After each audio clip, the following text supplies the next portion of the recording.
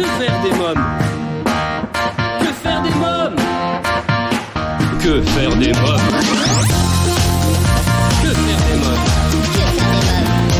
Que faire des mômes? Que faire des mômes? Que faire des mômes? Que faire des mômes? Eric Couder. Bonjour à tous, bienvenue pour Que faire des mômes, votre podcast 100% famille, c'est Eric Couder. Dans l'épisode d'aujourd'hui, il est question d'une messagerie qui permet de communiquer avec le Père Noël.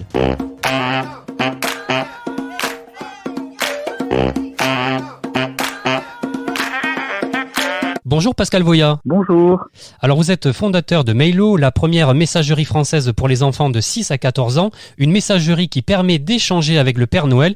Alors cette année, la lettre au Père Noël est numérique, alors comment est-ce possible? En fait, Mailo est un service pour les familles, donc tout à la fois pour les parents et pour les enfants. Cela permet aux parents de fournir une adresse mail à leurs enfants tout en étant persuadés, certains, qu'ils ne pourront échanger qu'avec les personnes qu'ils ont sélectionnées.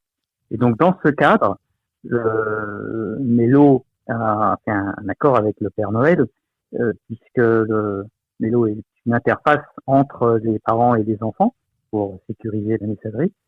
Donc, Mailo a un accord avec le Père Noël et les enfants, sur l'interface, peuvent faire un dessin, écrire et envoyer le message au Père Noël.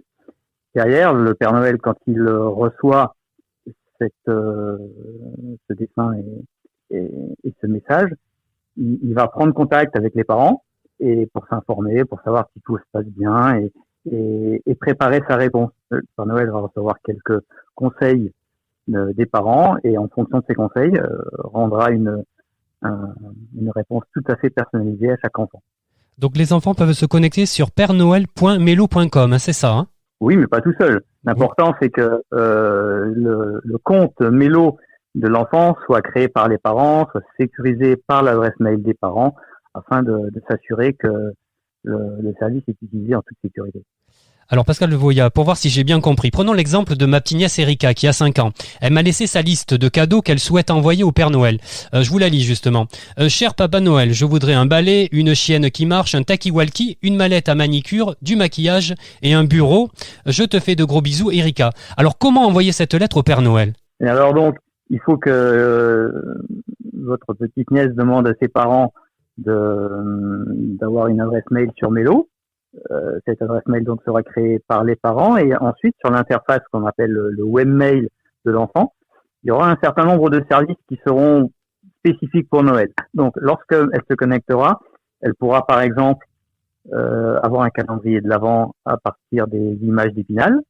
Si elle ne connaît pas, elle fait des devinettes d'Épinal, donc c'est un petit jeu à chaque fois pour essayer de découvrir au sein d'un dessin un objet caché. Donc il y a ce calendrier d'Avent. Il y a un sapin de Noël virtuel à décorer et qui est partagé par les parents et les enfants. C'est-à-dire que dans l'interface des parents ou dans l'interface des enfants, il y a le même sapin et ils peuvent le décorer ensemble. Il y a la galerie du Père Noël où il y a les plus beaux dessins que les enfants ont fait au Père Noël.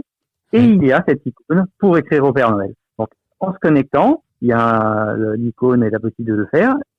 L'enfant clique dessus. Et alors, il est guidé en 4 étapes. D'abord, faire un dessin, ensuite faire un texte, ensuite rajouter une photo si l'enfant veut, et après envoyer, valider le message. Très bien. Pascal Voya, racontez-moi, comment est née cette idée? On doit avoir chez Mailo une petite part d'enfance encore, Ouais. Et on se dit que en fait l'internet n'est pas un nouveau monde totalement différent, que en fait l'internet il faut qu'on le connaisse, il faut que on le prenne dans nos vies, il faut qu'on l'apporte à nos enfants. Pour nous vraiment Mailo Junior, c'est l'idée de se dire que l'internet c'est quelque chose de très très beau avec de nouvelles opportunités. Ça prend une place dans nos vies et ça en prendra toujours plus. Et c'est très important d'aider nos enfants à le connaître. Il faut pas, bien sûr qu'il faut leur dire que c'est dangereux parce qu'il y a quelques risques sur Internet, mais il faut surtout leur apprendre le beau côté des choses, leur expliquer comment ça fonctionne. Il y a des documents pédagogiques sur Mailo qui expliquent comment fonctionne Internet. C'est à disposition des enfants ou des parents. L'important, c'est que nos enfants prennent vraiment possession de l'Internet comme si c'était chez eux, et que plus tard, ça soit eux qui innovent, c'est eux qui nous fourniront des services intéressants.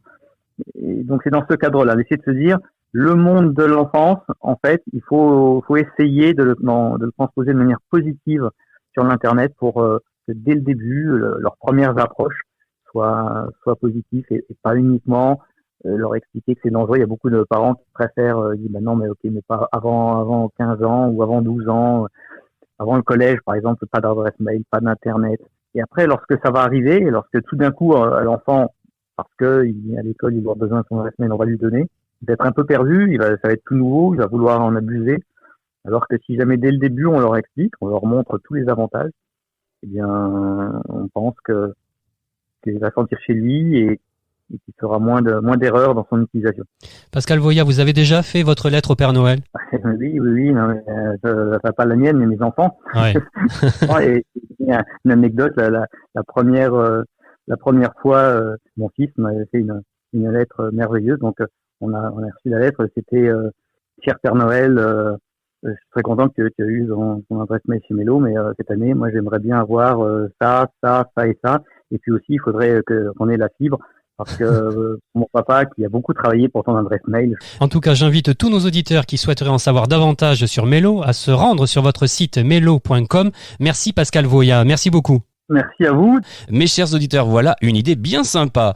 Pensez à laisser votre avis sur ce podcast en commentaire sur le site officiel de l'émission www.quefairedesmoms.fr.